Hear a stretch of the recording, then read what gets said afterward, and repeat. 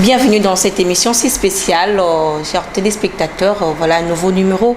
Alors, cette émission a l'objectif de parler des actions du chef de l'État, Félix-Antoine Tshisekedi Tshilombo, avec son slogan « Le peuple d'abord ». Alors, aujourd'hui, nous allons aborder le secteur du transport, du domaine du transport. Particulièrement, nous allons parler de bus Transco. Alors, sur ces plateaux, je ne suis pas seule.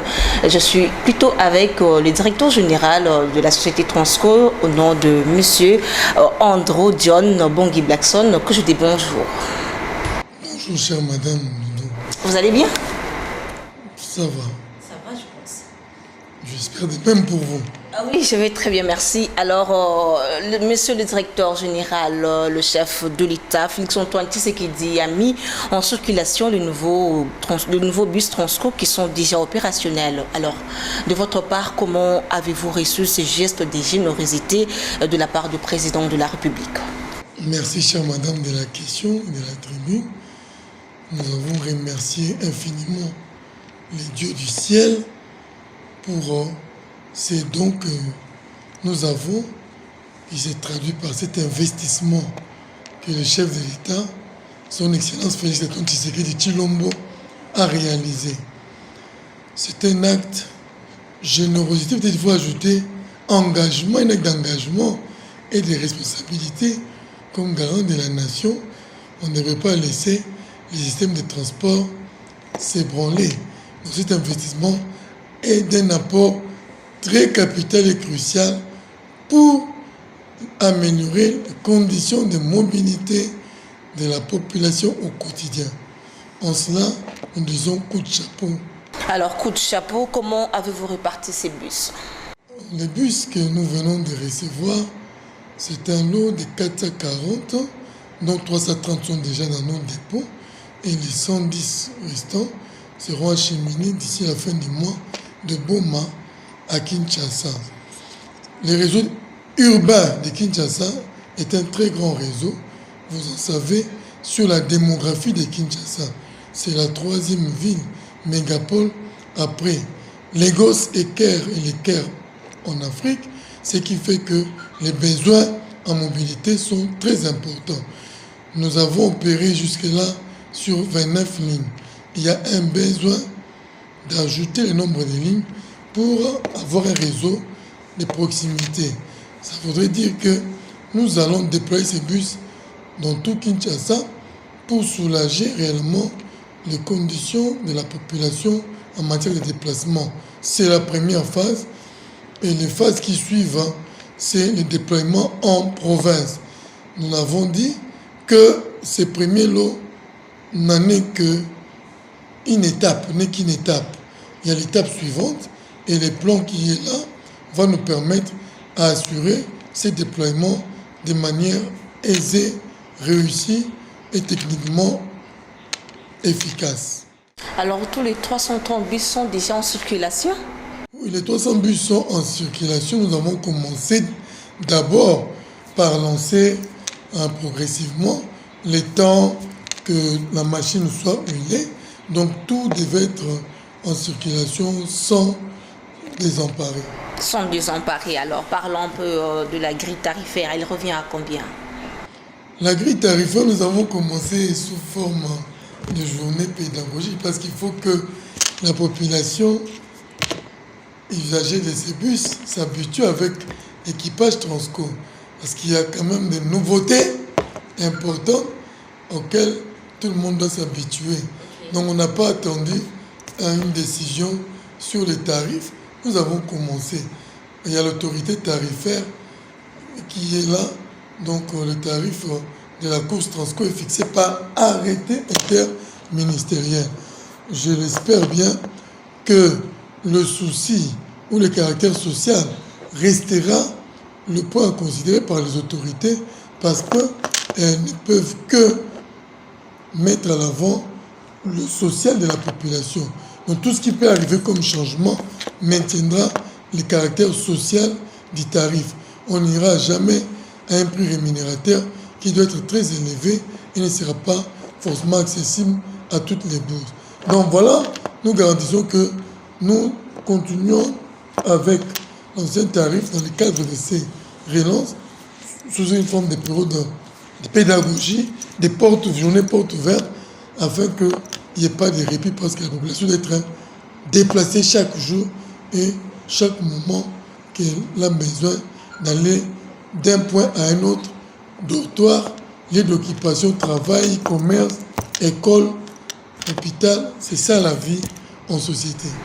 Donc, je veux dire que le même tarif, c'est 500 francs pour l'instant. C'est ce que je viens de dire pour l'instant. Ok, merci beaucoup. Alors, le président de la République, Félix Tshisekedi, avait mis à votre disposition son envoyé spécial pour accueillir les différents bus, les différents lots, je voulais dire. Comment avez-vous apprécié le travail de Massamba Kinwani? Mais c'était très bien. C'était d'un grand appui. D'abord, ça montre l'implication du chef de l'État lui-même. Nous sommes les organes techniques du gouvernement. Lui, c'est le chef de l'État et le gouvernement est là pour mettre en œuvre sa vision à travers le programme d'action du gouvernement. Mais nous avions en plus le gouvernement, les ministres qui appuient, cet appui de plus de la présidence de la République et à travers l'envoyé spécial Massamba Kinwani qui a fait bon mal. Nous, même quand il y a des petits problèmes administratifs, nous travaillons, l'appui est là. Nous avons fait le convoi jusqu'à Kinshasa et toutes les fois, son accompagnement a été vraiment très apprécié, a été d'un grand réconfort. Nous ne pouvons que l'en remercier. Et bien, naturellement, le chef de l'État pour tous ces dispositifs, en tout cas, coup de chapeau, toutes les personnes de Transco l'en remercient beaucoup et de tout cœur. Et de tout cœur, c'est une bonne chose. Alors, quelles sont les difficultés que vous avez rencontrées pendant le dédouanement de tous ces bus? Bon, vous savez, les cordons douaniers, il y a plusieurs maillons. Il peut y avoir une question ici à gauche, à droite, qui n'est pas encore réglée. Administrativement, il faut faire aboutir ces dossiers-là pour que vous soyez libérés à tous les points. Bon, ça n'a pas manqué des petits ratés, des petites difficultés, mais nous avons toujours à travailler pour que la solution soit trouvée. Et je viens de mentionner les appuis qui étaient nécessaires. Des fois, nous avons les ministres qui est là. Et en plus, c'était un appui encore très important de l'envoyé spécial du chef de l'État pour que tout se passe comme prévu et que les problèmes logistiques, problèmes techniques qui sont rigoureux ne s'ajoutent pas les problèmes administratifs. Parce que assurer le convoi des 110 bus, parce que c'était toujours des 110 bus, des Boma à Kinshasa, vous savez la distance qu'il y a et la route, comment elle est aussi à topographie, c'est pas facile. Il y a toute une organisation, tout un règlement du convoi, une moindre erreur peut être fatale. Donc, on nous a épargné d'ajouter encore à nos peines les problèmes administratifs. Nous avons eu l'appui qu'il faut, l'accompagnement pour que ces problèmes administratifs soient vite réglés. Et là, je dis encore merci pour cet appui. Donc la situation a été très bien décomptée. Alors je rappelle pour vous que j'ai reçu M. Andrew John Bongi Blackson, qui est le directeur général de la société Transco. Alors M. John, les gens reprochent parfois à vos chauffeurs le non-respect du code de la route. Avez-vous tenu compte de cela? Le code de la route, c'est l'ensemble des règles qui doivent être observées par tous. Parce que nous voyons les chauffeurs Transco sont là en cours de route quand il s'agit de rouler. Ça a une vitesse quelconque, je ne sais pas, parce que ce sont des bus de l'État, parce qu'ils se trouvent très à l'aise de l'État, donc il n'y a personne qui peut faire quelque chose. Non, comment? Parce qu'il y a la responsabilité pénale aussi, il y a la responsabilité civile, il y a la responsabilité professionnelle. Pénal, s'il y a un homicide, mais le droit pénal va s'appliquer, donc personne ne peut conduire de manière inconsidérée. C'est une responsabilité personnelle, une responsabilité professionnelle. Si tu mets un accident avec des dégâts importants, la sanction, les barèmes des sanctions, c'est le licenciement sans préavis, donc une révocation. Et la responsabilité civile, c'est Transco. Au regard de ces éléments-là, personne ne peut conduire comme s'il ignorait le code du travail. Quelques dérapages, ça arrive, la nervosité sur la route, ça arrive, mais nous continuons à attirer l'attention de tout le monde, de tous les collègues, que nous devons être des modèles en matière de respect du code de la route. C'est des règles auxquelles nous sommes soumis pour assurer une circulation sécurisée sur la voie publique. Donc, les formations sont toujours au rendez-vous, des mises à niveau avec des modules sur l'éthique pour que la responsabilité soit davantage renforcée lorsqu'on est au volant pour transporter la population. Encore que les gabarits des bus font que nous soyons très prudents et éviter tout dégât sur des usagers fragiles. Donc, s'il y a quelques dérapages, sachez que c'est soumis à un traitement selon les cas disciplinaires ou encore judiciaires. Donc, nous avons encore foi que nos collègues resteront dans la bonne voie, dans la bonne direction en matière de respect du code du travail. Ils seront des modèles et des exemples pour les autres. Alors, au cas où il n'y aura pas ce non-respect-là, quelles sont les dispositions qui seront prises ou soit il y aura des sanctions? Je viens d'évoquer, en termes de responsabilité professionnelle, il y a le régime disciplinaire qui est assis sur les règlements d'entreprise. Les règlements d'entreprise régissent le comportement de chaque travailleur. Et pour chaque fait fautif, il y a un barème de sanctions qui va s'appliquer si les faits sont établis et avérés. Nous l'expliquons de manière objective, de manière juste, équitable, parce que sans ces règlements d'entreprise, sans la loi, l'anomie sociale dans une communauté est un danger, est un élément d'anarchie. Donc, le cadre est là, mais nous utilisons la pédagogie parce que prévenir vaut mieux que guérir. Alors, quelles sont les dispositions que vous avez prises pour l'entretien de ces bus? Parce qu'une fois offertes, mis à votre disposition, alors de votre côté, vous devrez mieux aussi le garder. Qu'est-ce que vous pensez sur ça? L'entretien du bus, il n'y a pas de souci. Ça, c'est un axe qui est le point fort pour une entreprise de transport. Les normes sont là, je ne vais pas commencer à les nommer ici, que nous suivons pour tous les charrois. Donc après un certain nombre de kilomètres parcourus, on doit arrêter les bus sans panne, parce qu'il y a des éléments à changer. Par exemple, tous les éléments filtrants, filtre à air, filtre à gazole, filtre à huile, on doit changer. On doit nettoyer les radiateurs, on doit changer de courant, on doit changer les garnitures de frein après 7500 km. C'est ce qui a fait même que la longévité du charroi passé approche 8 ans. Alors avec le nouveau bus, les normes sont davantage respectées avec l'assistance technique qui est un élément qui accompagne ces contrats. Parce que le contrat avec les partenaires SMT de livrer les bus et aussi d'assurer l'assistance technique dans le cadre des services après-vente. Donc, ensemble avec les partenaires, nous serons davantage rigoureux sur le respect de normes d'entretien. C'est un élément de durabilité et de longévité des bus. Les bus sont durables par leur conception robuste parce que la customisation a été appréciée. Nous jetons des fleurs aussi aux partenaires, aux fournisseurs SMT pour cela, sans faire la publicité parce qu'il faut savoir reconnaître.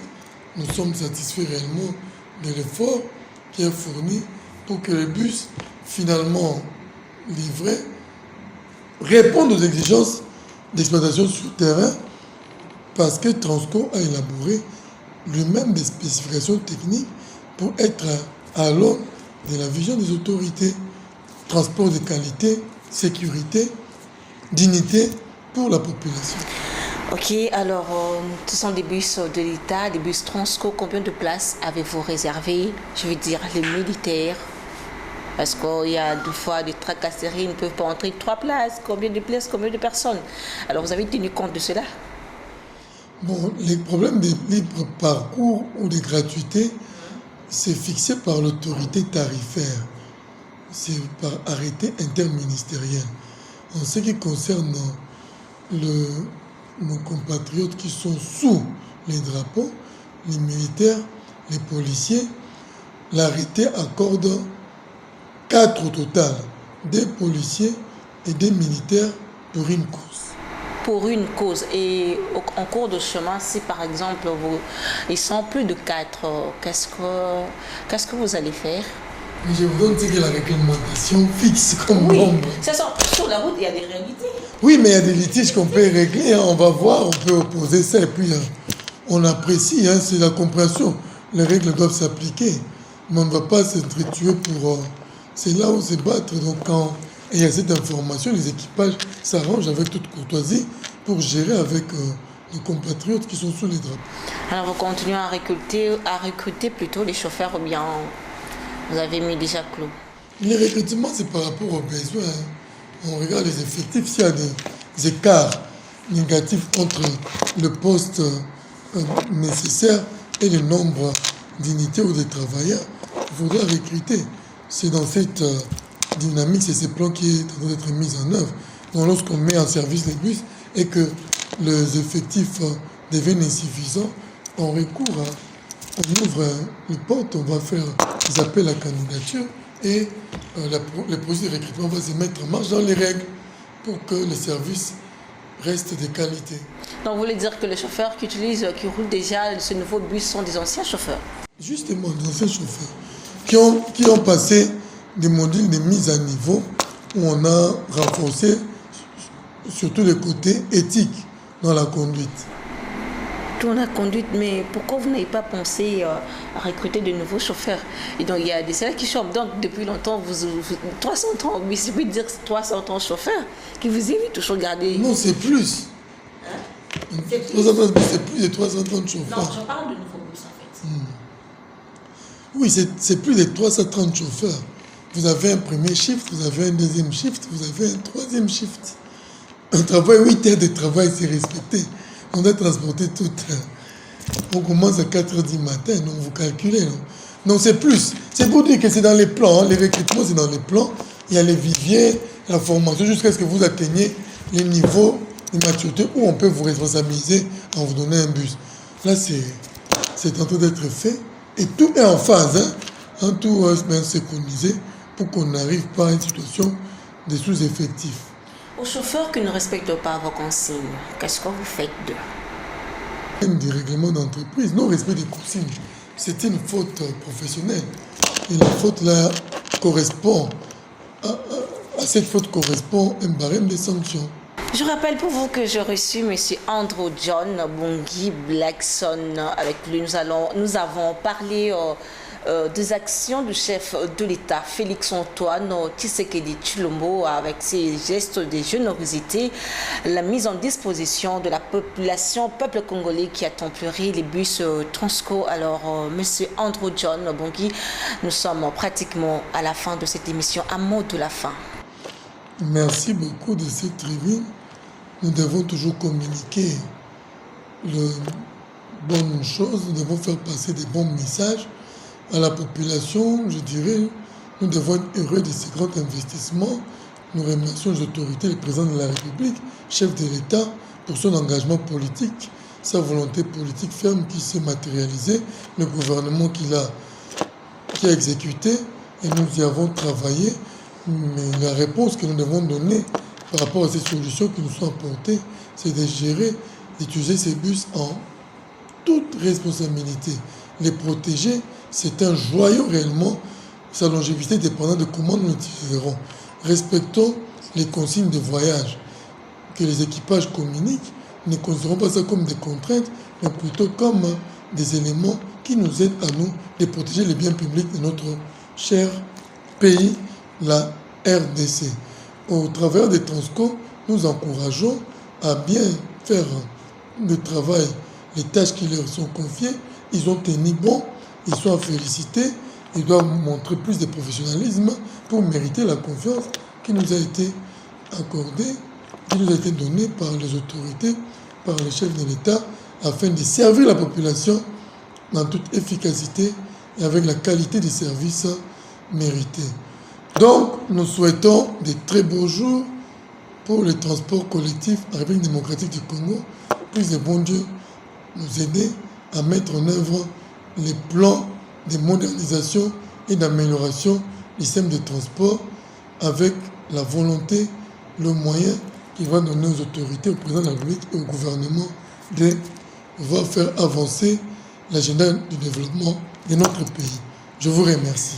Un grand merci, c'est à moi de vous dire merci d'avoir répondu à mon invitation. Alors, chers téléspectateurs, nous sommes pratiquement à la fin de cette émission qui a été si spéciale pour nous. Alors, derrière la caméra, c'était Daniel Ngandou avec celui que je ne peux pas oublier qu'on appelle Guillaume Mayamba, qui est mon réalisateur de cette émission. Alors, restez branchés, on se retrouve prochainement.